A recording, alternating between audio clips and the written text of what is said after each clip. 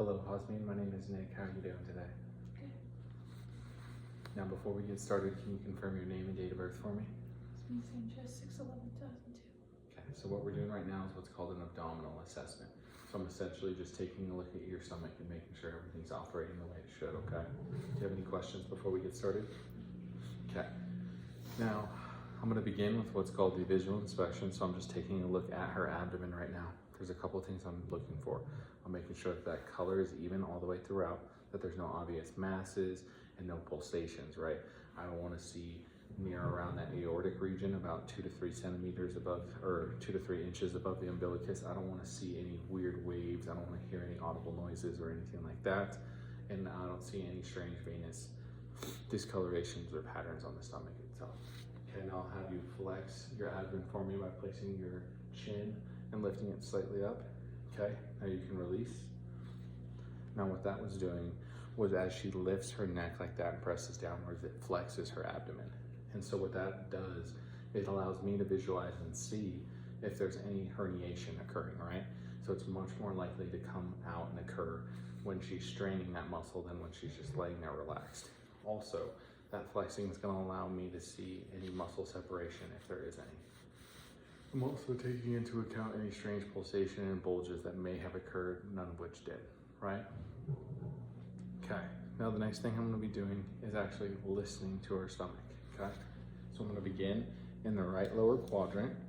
So I'm going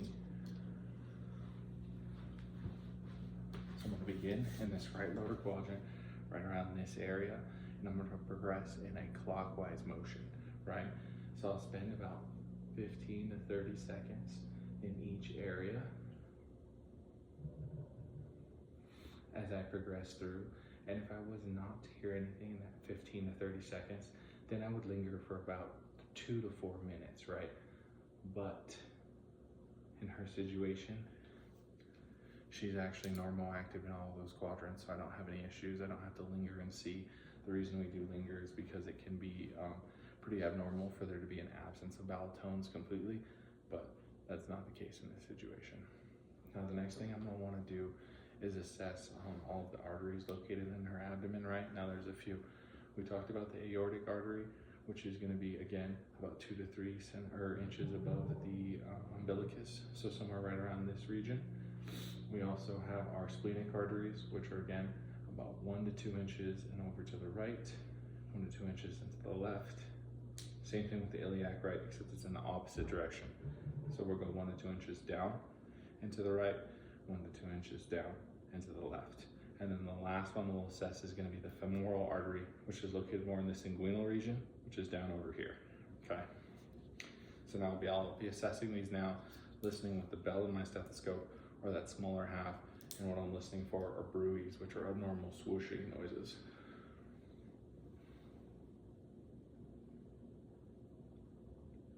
Again, aorta, splenic in both locations, the iliac crest, both locations, and then the femoral artery itself, both locations. Okay. And now that that's done, the next thing that we'll do is we'll begin with is called percussion. And what that is, it's essentially some unique tapping that goes onto the abdomen, which gives me some insight into what's underneath your stomach, right? So typically everything in our abdominal region is filled with air, so you hear a sound which is known as tympany throughout most of your stomach. There's a few places where I'll listen for what's called dullness, right? And where we want to hear that. So right in your right upper quadrant, where your liver is located, I don't mind hearing that. I don't want to hear dullness here in this left upper quadrant, or where there could be due to some inflammation. Okay, so the only way I'd expect it would be over here. So again, I'm going to start in the right lower quadrant and move in a clockwise motion.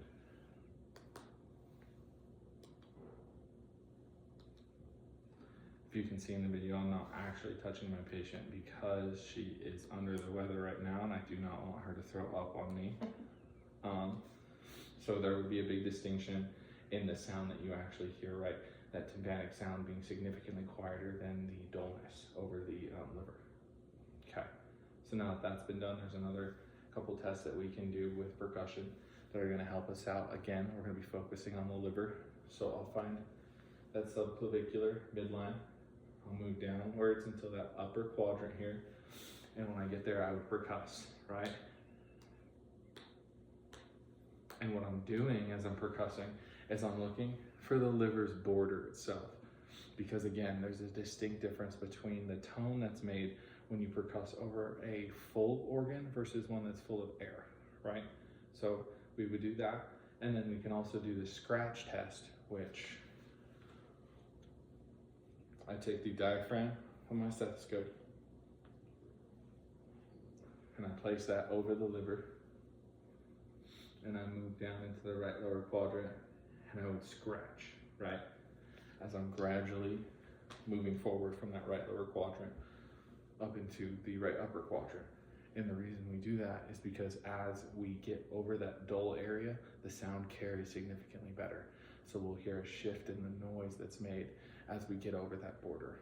And that's how we'll discern the difference between the border of the liver and not being over the liver, okay? So now the next thing we're gonna wanna do is that we're actually going to now do what's called a light palpation. So what that is again, right lower quadrant, and we go through in a clockwise motion of lightly palpating and just feeling the abdomen. Again, not actually doing this so she doesn't actually throw up on me, but what this is doing is it's allowing me to check for any obvious injury, right? Any masses, any pain, any tenderness, did any of that hurt at all? Okay. Now there's a couple places where I will pay more particular attention to. So again, right upper quadrant, what I'm gonna do is when I do palpate underneath your rib cage, I'd have you hold your breath and apply pressure. And we would test to see whether or not that hurts, right? That's called Murphy's test. It tests for an issue with your gallbladder. In this situation, did that elicit any pain? No? Okay, so now I don't think there's any issue with your gallbladder.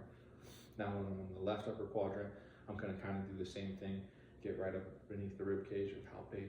And what I'm doing right here is I'm looking for splenic tenderness, right? That engaged with the percussion will tell me whether or not that spleen is inflamed, which in this situation, it is not. Did you have any pain when I was doing any of that? No? Perfect, okay. So I don't suspect the fact that she'd have an inflamed spleen by any means.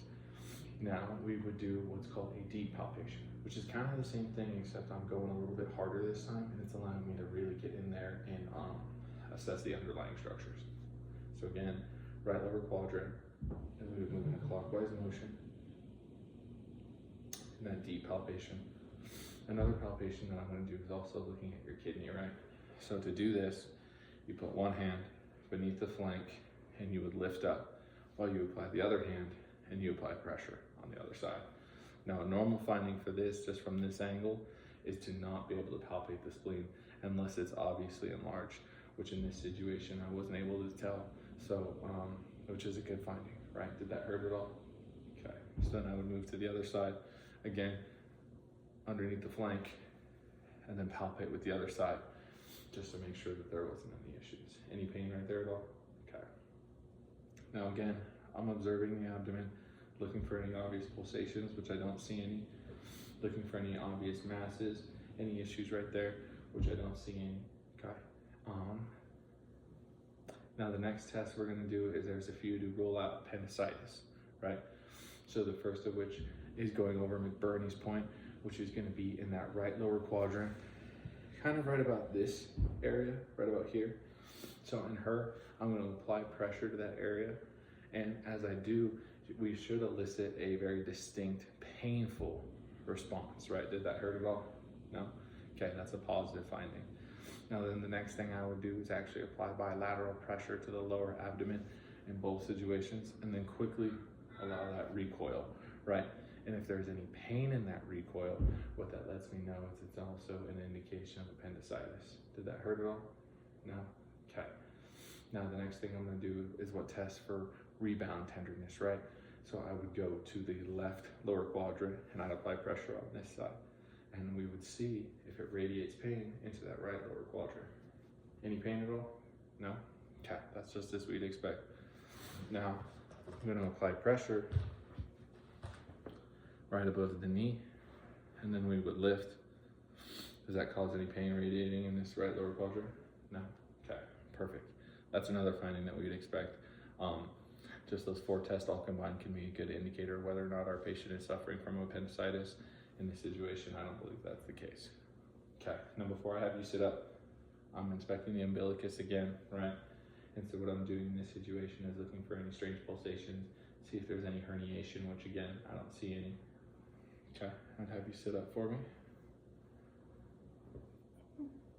Okay, if you can, I'd have you scoot forward. And then the next thing I'm going to be doing right now is I'm assessing for CVA, costovertebral tenderness, right in the back. So I'm going to gently tap over your kidneys. Do you have any underlying kidney issues or suspect anything? No? The reason I ask is because this would really hurt if you did.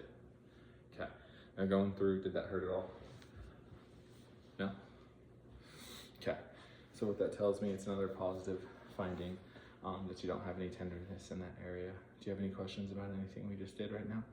No? All right, well, thank you so much.